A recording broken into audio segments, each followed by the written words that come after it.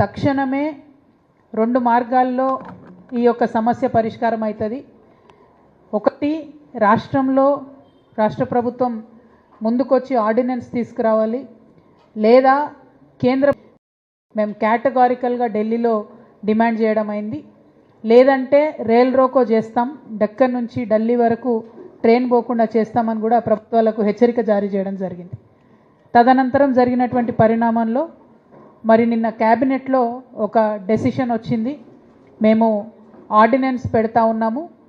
ఆ ఆర్డినెన్స్ పెట్టి 42% ఇచ్చేంత వరకు కూడా ఎన్నికలకు వెళ్ళము అని నిన్న పొంగులేటి శ్రీనివాసరెడ్డి గారు క్యాబినెట్ తర్వాత చెప్పడం జరిగింది. ఇదొక ముందడుగుగా మేము భావిస్తూ ఉన్నాము. ఇది ఖచ్చితంగా తెలంగాణ బీసీ బిడ్డల విజయంగా మేము భావిస్తూ ఉన్నాము.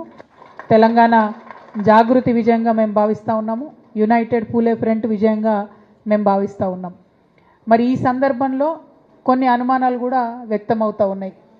ఆర్డినెన్స్ ఇచ్చి ఇమీడియట్గా రిజర్వేషన్ వచ్చే మాట అయితే మరి 18 నెలలు ఆగాల్సినటువంటి అవసరం ప్రభుత్వానికి ఏమిటి అన్నది ఫస్ట్ క్వశ్చన్. ఎందుకు ఆగినరు అన్నటువంటి విషయం నిజంగా చాలామంది కన్ఫ్యూజన్లో ఉన్నారు. కేవలం కాంగ్రెస్ పార్టీ మాత్రమే చేసింది, మేము ఒక కొత్త బిల్లు పెడుతున్నాం, పాత బిల్లు కాదు అనేటటువంటి రాజకీయ లబ్ధి కోసం ఆగినరని ఇవాళ మేము బలంగా నమ్ముతూ ఉన్నాం. ఆ రాజకీయ లబ్ధి కోసం వాళ్ళు ఆగినరు. భారతీయ జనతా పార్టీ దగ్గరికి, అంటే రాష్ట్రపతి గారి దగ్గరికి వీళ్ళు పంపించిండ్రు. వాస్తవానికి పర్మనెంట్గా ఈ దేశంలో బీసీలకు చట్టసభల్లో చోటు రావాలన్నా జరగాల్సింది ఏంది? కాన్స్టిట్యూషనల్ అమెండ్మెంట్ జరగాలి, అంటే రాజ్యాంగ సవరణ జరగాలి. ఎట్లా అయితే ఎస్సీ ఎస్టీలకు రాజ్యాంగంలో మరి హక్కులు ఉన్నాయో అదేవిధంగా బీసీలకు కూడా హక్కులు ఇవ్వాలి. అది పర్మనెంట్గా జరగాల్సినటువంటి ప్రాసెస్.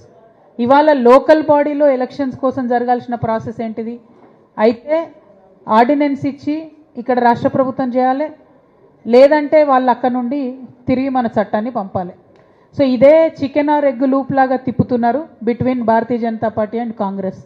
అందుకనే ప్రజా ఉద్యమాల ద్వారానే ఒత్తిడి పెంచాలని మాలాంటి సంస్థలం మేమందరం కూడా మరి ఒత్తిడి పెంచుతున్నటువంటి క్రమంలో నిన్నటి ప్రకటన ఖచ్చితంగా ఒక విజయంగానే మేము భావిస్తున్నాము. అందుకోసమే ఈ విజయాన్ని ఆస్వాదిస్తూ ఆర్డినెన్స్ ఇస్తామని చెప్పినారు కాబట్టి మేము తలపెట్టినటువంటి రైల్ రోకోను కూడా నిరవధికంగా మేము వాయిదా వేస్తూ ఉన్నాము. ఒకవేళ ఆర్డినెన్స్ మీద గవర్నర్ గారు సంతకం పెట్టకపోతే భారతీయ జనతా పార్టీకి సంబంధించి ఇతర రాష్ట్రాలలో కూడా గవర్నర్లకు గవర్నమెంట్కు మధ్యలో పంచాయతీలు అవుతున్నాయి. ఆర్డినెన్స్ ఇచ్చినా బిల్లు ఇచ్చినా గవర్నర్లు సంతకం పెట్టకుండా ఆపుతున్నారు. మరి ఇక్కడ తెలంగాణలో కూడా అదే పరిస్థితి వస్తే మీ అందరికీ తెలుసు, జాగృతి అయినా యునైటెడ్ పూలే ఫ్రంట్ అయినా ఉద్యమాలకు ముందు వరుసలో ఉండేటటువంటి సంస్థలు మళ్ళీ ముందుకొచ్చి ఖచ్చితంగా ప్రజల మద్దతుతోని రైలును స్తంభింపజేస్తాం, బస్సులు స్తంభింపజేస్తాం, అల్టిమేట్గా బీసీల హక్కులు సాధించే వరకు కూడా కొట్లాడతాం. ఇవాళ ఉన్నటువంటి సందర్భంలో కాంగ్రెస్ పార్టీ ఎన్నికల్లో చెప్పినటువంటి హామీలు అమలు చేయకపోవడంతో కూడా బీసీ బిడ్డలు కానీ ఎస్సీ ఎస్టీ మైనార్టీలు కానీ ఇబ్బంది పడుతున్నటువంటి పరిస్థితి మనం చూస్తున్నాం.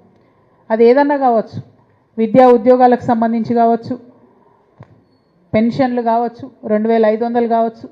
ఇవి ఇవ్వకపోతే ఎక్కువ నష్టపోయేది ఎవరు? జనాభా. ఎస్సీ ఎస్టీ బీసీలే ఎక్కువగా నష్టపోతున్నారు.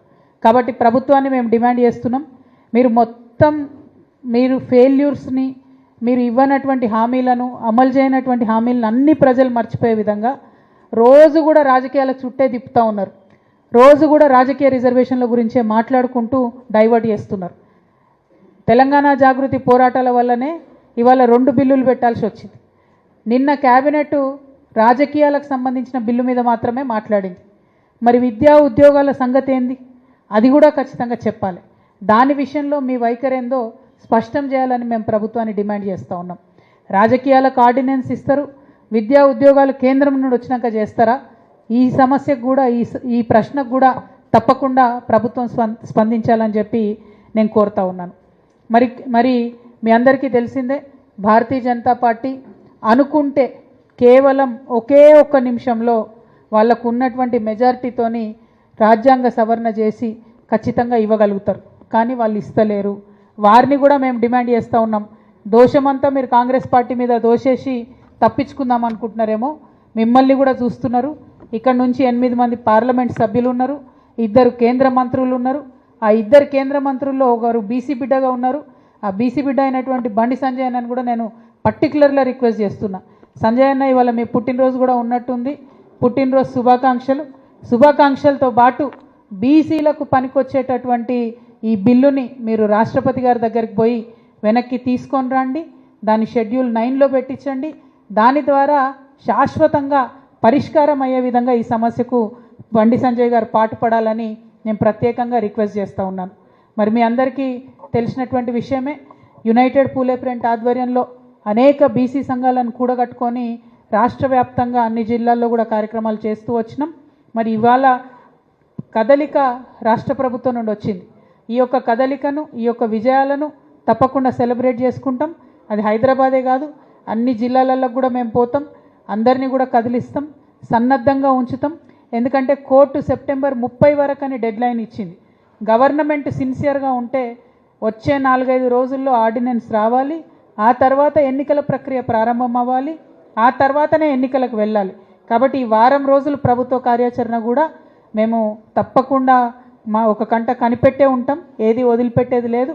ఉద్యమాలకు ముందుంటాం, ప్రజల సమస్యల పక్షాన కూడా నిలబడి ఉంటామని చెప్పి జాగృతి తరఫున మళ్ళొకసారి తెలియజేస్తూ